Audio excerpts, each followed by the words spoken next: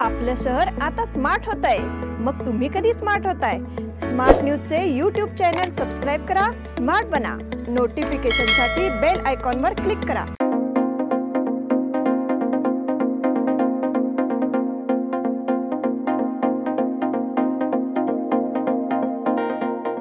अल्पावधीत लाखो वाचकांच्या पसंतीस उतरलेले smart news आता मुद्रित स्वरूपात देखील उपलब्ध। वाचकांच्या अपेक्षापूर्तीसाठी एक नवे पाऊल। ताज्या घडामोडींसाठी सायन दैनिक स्मार्ट न्यूज, सखोल वाचनीय बातम्यांसाठी वार्ता शक्ति। नियमित वाचा, स्मार्ट व्हा। नमस्कार, मैं अनुजा पाटिल स्मार्ट प्लस के आज के समाचार में आपका स्वागत करती हूँ। शुरुआत में एक नजर आज की सुर्खियों पर। कनाडा में भारत के लिए वीजा सेवा अस्थायी रूप से बंद। लोकसभा में महिला आरक्षण बिल को मंजूरी। महात्मा फुले चौक पर गणेश मंडल द्वारा रक्तदान शिविर। शिक्षक संघों की ओर से निकाली गई बाइक रैली। गौराई का घर घर भक्तिभाव से स्वागत। शाहपुर की काल भैरव मंदिर जीर्णोद्धार समारोह प्रारंभ।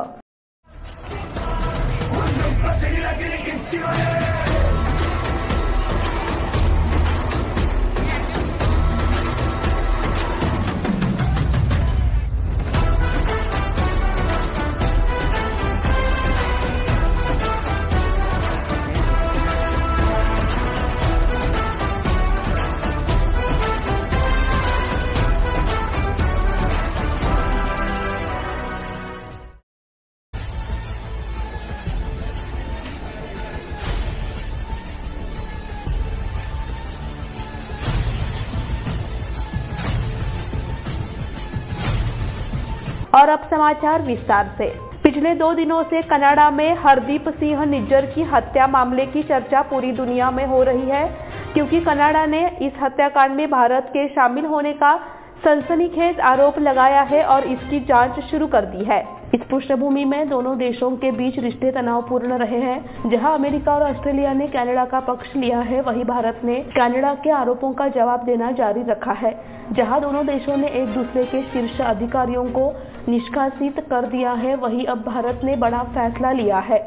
यह विवाद तब तक शुरू हुआ जब कनाडा के प्रधानमंत्री जस्टिन ट्रूडो ने खालिस्तानी समर्थक हरदीप सिंह निज्जर की हत्या पर भारत पर गंभीर आरोप लगाए। अब भारत सरकार ने कनाडा में भारत के लिए वीजा सेवा को अस्थायी रूप से बंद कर दिया है और यह सेवा अगली सूचना तक निलंबित रहेगी। इसका उल्लेख कनाडा में वीजा केंद्र की वेबसाइट पर किया गया है। लोकसभा में महिला आरक्षण बिल को मंजूरी। स्वतंत्र भारत के संसदीय मामलों में आखिरकार वह दिन आ गया। भारत की लोकसभा ने महिलाओं को लोकसभा और विधानसभा में 33% आरक्षण देने वाले विधेयक को मंजूरी दे दी है। नए संसद भवन में कामकाज शुरू होते ही केंद्र सरकार ने यह बिल पेश कर दिया। विपक्षी दलों ने सरकार से महिला आरक्षण देने वाले विधेयक को पारित करने की भी मांग की। 17 सितंबर को हुई सर्वदलीय बैठक में विपक्षी दलों के सांसदों ने महिला आरक्षण की मांग की। आखिरकार 18 सितंबर को केंद्रीय कानून मंत्री अर्जुन राम मेघवाला ने महिला आरक्षण बिल लोकसभा में पेश किया। कल और आज चर्चा के बाद इसे बहुमत से मंजूरी मिल गई है। लोकसभा में महिला आरक्षण बिल के पक्ष में 454 सांसदों ने वोट किया। इसके लिए एमआईएम ने महिला आरक्षण विधेयक के खिलाफ मतदान किया, क्योंकि इसमें मुस्लिम महिलाओं के लिए कोई प्रावधान नहीं था। एमआईएम अध्यक्ष असदुद्दीन ओवैसी और इम्तियाज जलील ने बिल के विरोध में वोट किया। महात्मा फुले चौक पर गणेश मंडल द्वारा रक्तदान शिविर। इस वर्ष महात्मा फुले चौक, खड़क गली, भड़कल गली में सार्वजनिक गणेशोत्सव मंडल का 75वां वर्ष है। इस अवसर पर इस वर्ष विभिन्न सामाजिक गतिविधियों का आयोजन किया गया है। इस पहल के तहत गुरुवार को रक्तदान शिविर का आयोजन किया गया। इसकी सहज प्रतिक्रिया मिली। इसमें रक्तदाताओं ने अपनी जिम्मेदारी को पहचाना और रक्तदान किया। मंडल की ओर से रक्तदान करने वाले सदस्यों को बधाई दी गई। बोर्ड अध्यक्ष विकास चौगले, उपाध्यक्ष सुनील कनेरी, सचिव प्रसाद शिरवलकर, उपसचिव संजय जाधव, निकेश कामले, अमर जाधव, सागर जाधव, इनके समन्वय में विभिन्न कार्यक्रम कार्यान्वित किए जा रहे हैं। शिक्षक संघों की ओर से निकाली गई बाइक रैली। शिक्षकों की विभिन्न मांगों पर ध्यान आकर्षित करने के लिए आयोजित भारत यात्रा बेलगाम पहुंची। इस अवसर पर कित्तूर चन्नम्मा सर्कल से केपीटीसीएल हॉल तक एक बाइक रैली का आयोजन किया गया। इसमें 5000 शिक्षक और कर्मचारी शामिल हुए। रैली कन्याकुमारी से शुरू हुई और केरल, तमिलनाडु, आंध्र प्रदेश, तेलंगाना होते हुए कर्नाटक आ रही है। बताया गया है कि एनपीएस को समाप्त कर ओपीएसए लागू करने की मांग को लेकर यह यात्रा भारत के 4 हिस्सों में शुरू हुई है। इस दौरान दौरान राज्य प्राथमिक विद्यालय शिक्षक संघ का जिला अध्यक्ष जयकुमार हेब्बाली, राज्य प्राथमिक विद्यालय शिक्षक संघ के कोषाध्यक्ष यल्लाप्पा पुजार, संयुक्त सचिव K S. Rachannavar, mayor B B. Sogalannavar, A S. Doddabasappannavar, जिल्हा अधिकारी राजू कोलवार, आर.व्ही. हैबत्ती, प्रकाश दयानावर, डी.आर. नरसन्नावर, लिंगनट्टी, करेन्नट्टी आदि इस समय उपस्थित थे।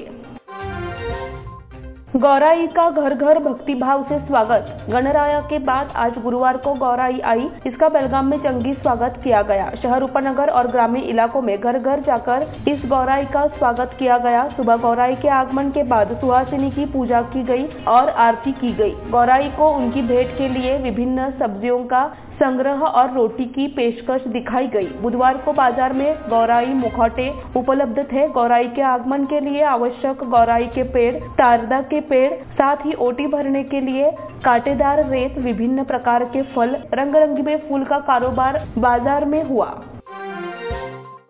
शाहपुर के काल भैरव मंदिर जीर्णोद्धार समारोह प्रारंभ। बेलगाम क्षेत्र में कई प्राचीन मंदिर हैं। इनमें मुख्य रूप से बेलगाम में शाहपुर बैरिस्टर नाथपई चौक पर स्थित प्राचीन और अद्वितीय श्री काल भैरव मंदिर है। संस्थागत काल से विद्यमान इस प्राचीन श्री काल भैरव मंदिर का जीर्णोद्धार एवं कलशारोहण समारोह आज गुरुवार की सुबह बड़े भक्ति भाव से प्रारंभ हो गया। इस बीच गुरुवार को विभिन्न मठों के गुरुओं की मौजूदगी में सुबह 6 बजे से होम हवन, भूस्पार्पण, अभिषेक, मूर्ति स्थापना, महापूजा समेत अन्य कार्यक्रम शुरू हो गए। अब समय हो गया है छोटे से ब्रेक का। आप देखते रहिए स्मार्ट प्लस।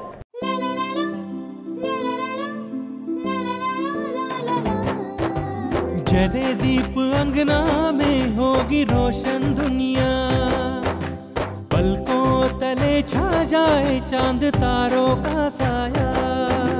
रंगोली में खिले रंग खुशियों की भी तरानी, तन मन झिलमिल जाए हर पल होंगी सुहानी। ये अटूट बंधन खिले हर आशियाना, रंग वस्त्रों का खजाना मन भाए आराधना। रंग वस्त्रों का खजाना मन भाए आराधना। आराधना मारुति गली बेलगाम। मन भाए आराधना।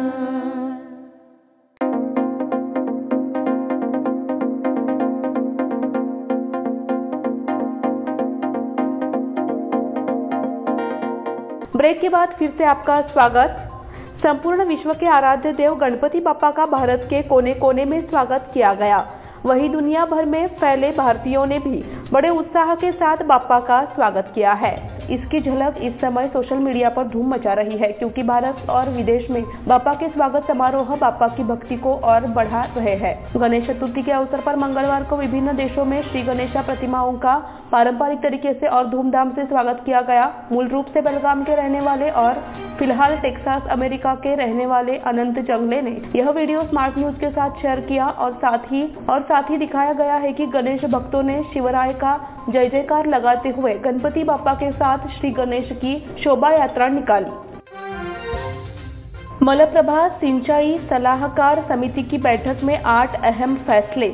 महिला एवं बाल कल्याण मंत्री तथा मलप्रभा योजना सिंचाई सलाहकार समिति की अध्यक्ष लक्ष्मी हेब्बालकर ने कहा कि मलप्रभा जलग्रहण क्षेत्र में 15 दिनों के लिए पेयजल छोड़ने का निर्णय सलाहकार समिति की बैठक में लिया गया था। वे बुधवार को समाहरणालय सभा कक्ष में आयोजित मलप्रभा परियोजना सिंचाई सलाहकार समिति की बैठक में अध्यक्ष से बोल रही थी। यह निर्णय सिंचाई और पेयजल की कमी दोनों को ध्यान में रखते हुए लिया गया है। बताया गया है कि समिति के निर्णय के आधार पर अधिकारी आदेश जारी करेंगे।